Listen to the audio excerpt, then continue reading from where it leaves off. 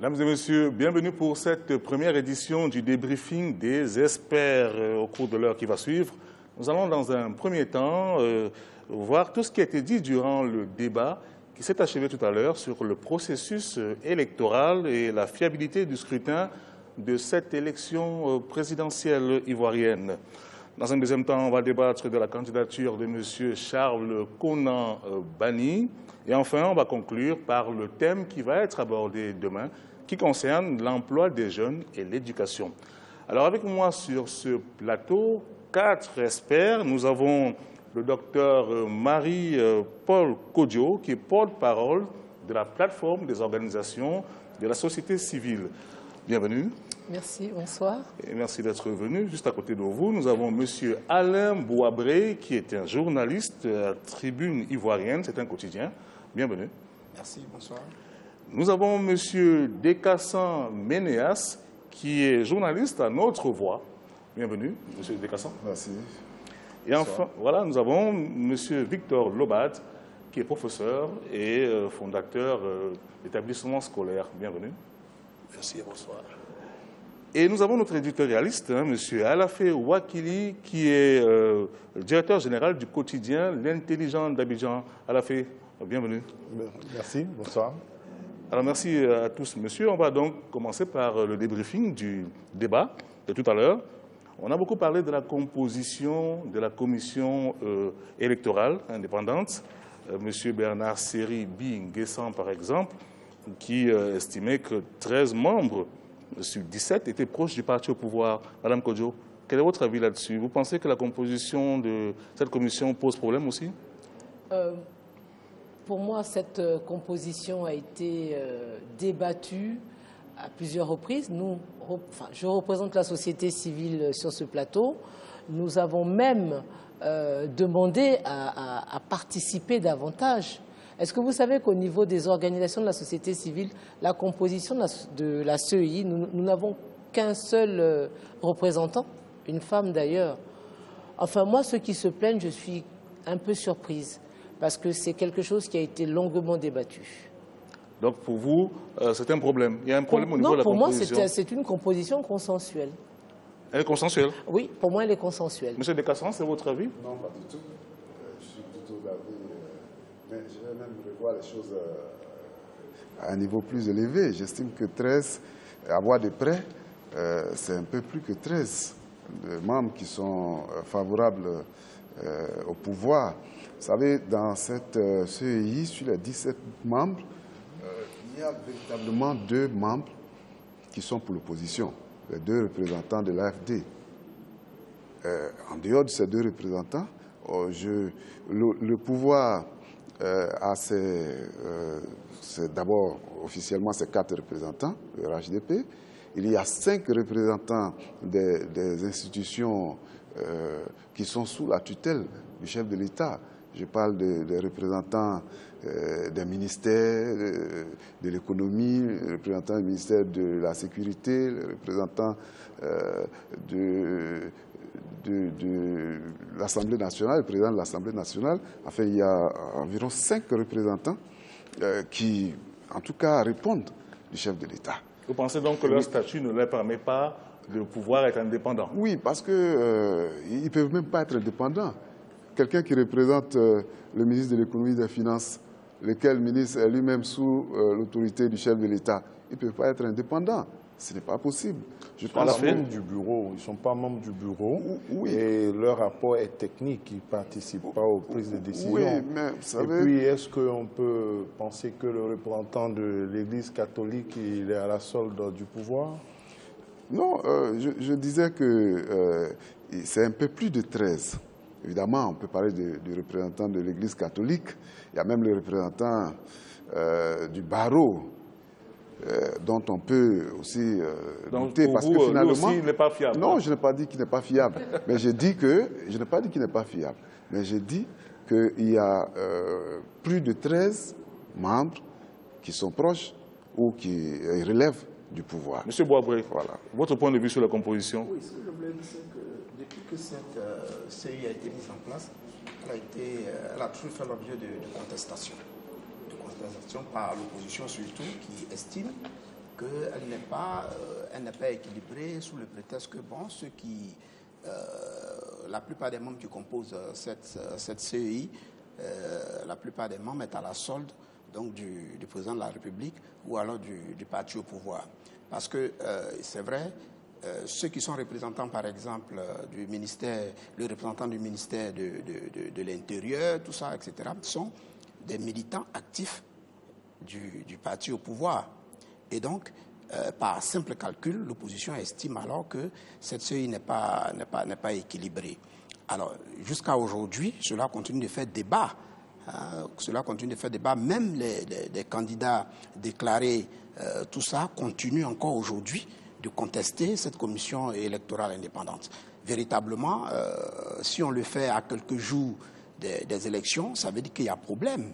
Il y a problème et ce qu'on retient, c'est qu'on n'a pas suffisamment discuté autour de la composition de cette commission électorale. Monsieur Doumbia, qui représentait sur le plateau le parti au pouvoir, il affirme que les candidats Konan Mbani et Kwadjo Konan Bertin, par exemple, qui sont en train de contester cette composition, faisaient partie du PDCI lorsque on mettait en place la composition de la CEI en août 2014. Et là, maintenant, c'est en 2015 qu'ils viennent revendiquer parce qu'ils sont candidats. Bon, à mon avis, c'est un débat dépassé. Tous ceux qui sont candidats ne peuvent pas contester la CEI. Si vous contestez la CEI, à ce moment, vous n'êtes pas candidat. Mais dès l'instant où vous êtes candidat, nous attendons leur programme. C'est ce que le peuple attend pour pouvoir les choisir. Là, il est trop tard pour venir remettre en cause. Non, selon moi, il est déjà trop tard. Nous sommes à quelques jours de la fin de la campagne électorale. Donc c'est déjà trop tard. Il faut dire que, comme a dit le docteur Kodjo, que la commission a fait l'objet d'un grand débat, un consensus qui s'est soldé par la règle des 3 tiers. Un tiers pour le pouvoir, un tiers pour l'opposition et un tiers pour la société civile, avec les représentants des ministères techniques. C'est sur cette base-là que la commission a été mise en place. Maintenant, si on veut considérer que le tiers représentant la société civile est à la solde du pouvoir, ça c'est un débat parce qu'ils sont 4. Il y a le représentant des musulmans, le représentant de l'Église catholique, un représentant de la société civile et puis un autre représentant du barreau. Voilà. Les avocats, c'est un métier indépendant. Je pense qu'ils peuvent pas, ils luttent pour les droits de l'homme, ils ne peuvent pas cautionner l'arbitraire et l'imposture. Donc c'est la règle des 3 tiers, qui a été respectée, une représentation équilibrée. Et je pense qu'il faut s'en tenir à cela. Le problème qui se pose, c'est qu'au moment où elle était mise en place, l'opposition significative a boudé. Le débat peut se faire à ce niveau-là pour dire que le tiers qui représente l'opposition n'est peut-être pas assez représentatif de l'opposition la plus radicale. Bon, le débat peut se faire à ce niveau, mais en dehors de cela, il est difficile de remettre en cause intégralement cette CEI. Pour sortir de cette question, Dr Kodjo, vous souhaitiez tout à l'heure ajouter quelque chose? Je vais totalement dans le sens de M. Alafé, parce que cette CEI a évolué, elle a fait vraiment l'objet de discussions entre les acteurs politiques et le gouvernement.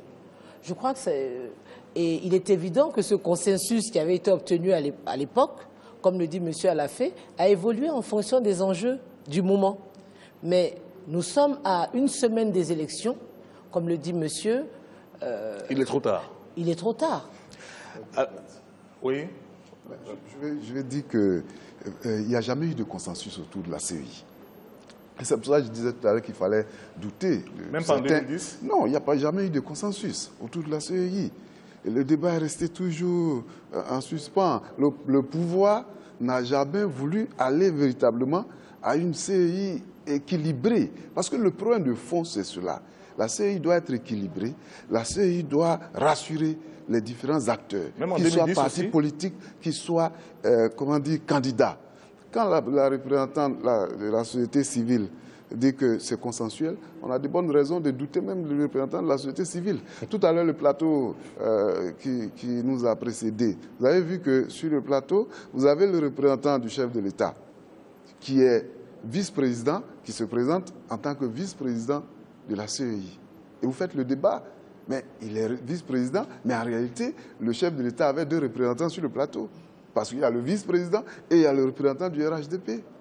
Donc, vous voyez, c'est ça, les déséquilibres. Et ça, ce sont des faits. Il y a eu des discussions sous la houlette du NDI, National Democratic Institute, et tous les partis politiques qui ont participé. Absolument. Le principal problème aujourd'hui qui se pose, les candidats se plaignent, mais il est évident que si le FPI, tendance Sangaré Abouzama, était représenté à la CEI, personne ne dirait aujourd'hui que cette CEI est déséquilibrée. Le fond du problème, c'est ça. Ce n'est pas tant les candidats. Donc, il faut se dire les choses dans la vérité. Or, il se trouve que le FPI est représenté par Finguessan. Le représentant de la Finguessan. C'est ce qui vous gêne, monsieur? Ça ne devrait pas le gêner, en principe. Non.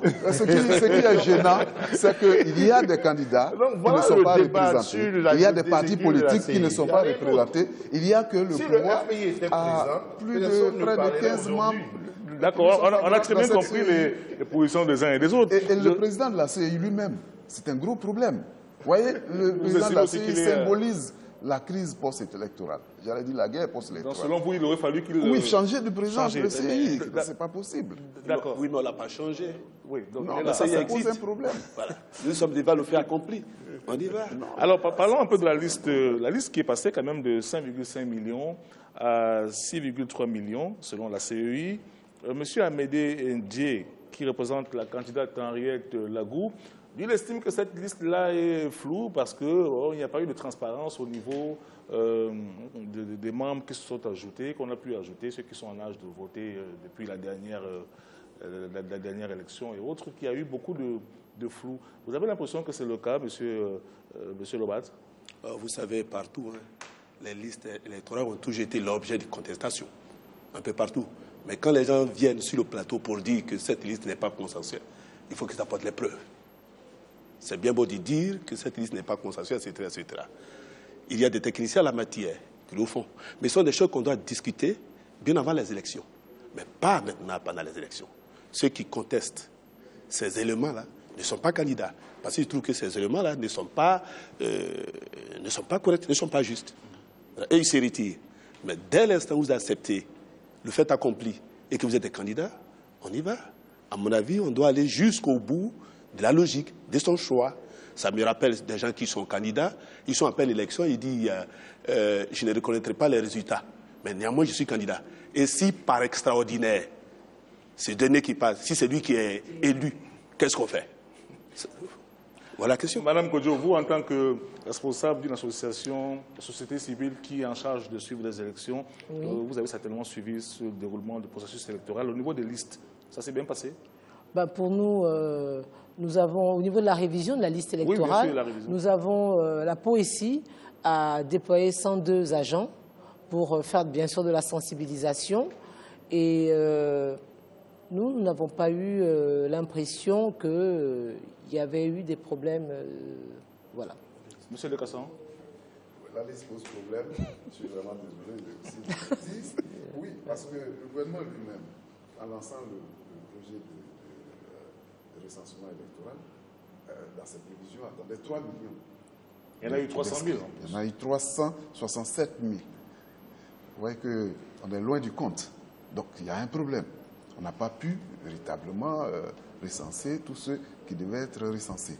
Sur cette liste, il y avait en 2010 des cas litigieux qui portaient sur environ 600 000 personnes, dont la situation a été jugée floue, dont on n'a pas pu établir la qualité des électeurs. Et c'est resté en suspens. Alors, je crois savoir que cette liste grise-là a été déversée sur la liste électorale. Sur quelle base? Et alors que par le passé, il y avait des recoupements, chaque acteur avait ses représentants pour suivre le processus.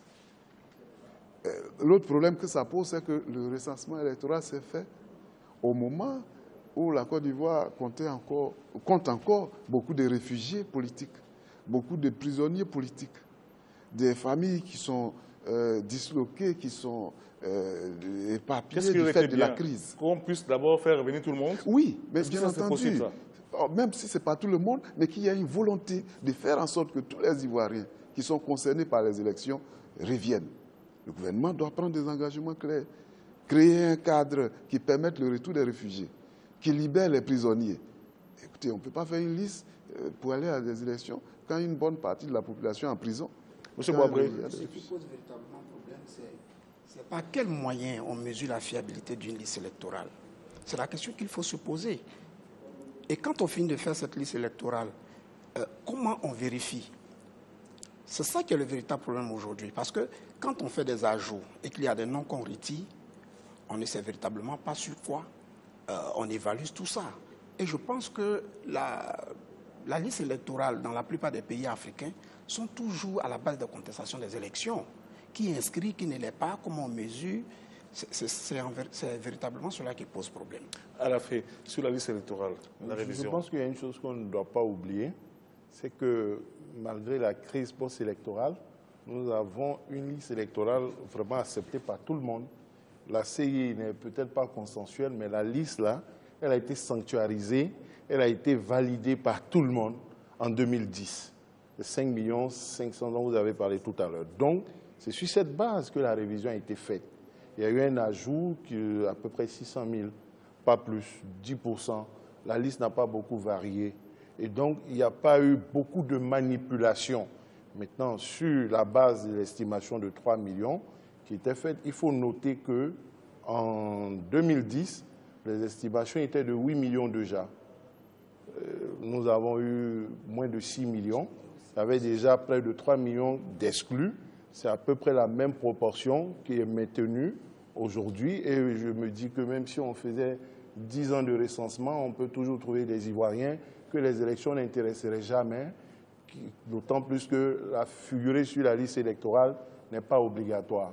Mais est-ce que justement, quand même, 300 000 en plus, ce n'est pas... 600 000 en plus, ce n'est pas très en deçà des estimations. C'est un peu... Comment on peut expliquer cela? Il faut dire déjà qu'en 2010, il y a eu à peu près la même proportion. Les estimations étaient de 3 millions. Vous voyez, la Côte d'Ivoire est un pays bizarre. Pendant que les gens faisaient une estimation de 3 millions, il y a une partie de l'opposition qui disait que ce sont des étrangers qui vont être inscrits massivement sur la liste. Au finish, il n'y a pas eu beaucoup d'ajouts et on se trouve des gens pour en être mécontents au lieu d'en être heureux parce qu'on a été préservé d'une invasion massive de beaucoup d'étrangers parce qu'on nous parlait des bétails électoraux du pouvoir qui auraient naturalisé massivement des étrangers pour les inscrire sur la liste électorale. Au lieu de se réjouir de ce qu'il n'y ait pas eu beaucoup de gens, on pose cela comme problème en disant que des Ivoiriens authentiques, entre guillemets, auraient été exclus. Donc voilà aussi un débat. Alors oui, rapidement, très rapidement. La question, je parlais des 600 000 qui étaient sur la liste grise, sont des gens qui étaient identifiés comme n'ayant pas la qualité pour être sur la liste électorale. Aujourd'hui, ils sont sur la liste électorale. Bon, il y a eu aussi beaucoup d'opérations d'identification. Vraiment, j'allais dire à l'élan électoraliste, les audiences foraines qui n'ont pas été suivies par le passé, ces audiences foraines étaient suivies par les différents acteurs, de sorte à faire en sorte que les gens qui n'étaient pas habilités à le faire viennent s'inscrire. Mais cette fois-ci, ces audiences et d'autres opérations d'identification ont été conduites et les bénéficiaires ont été déversés sur la liste. Merci, mesdames et messieurs, d'avoir assisté à ce premier débat. On se retrouve dans un instant.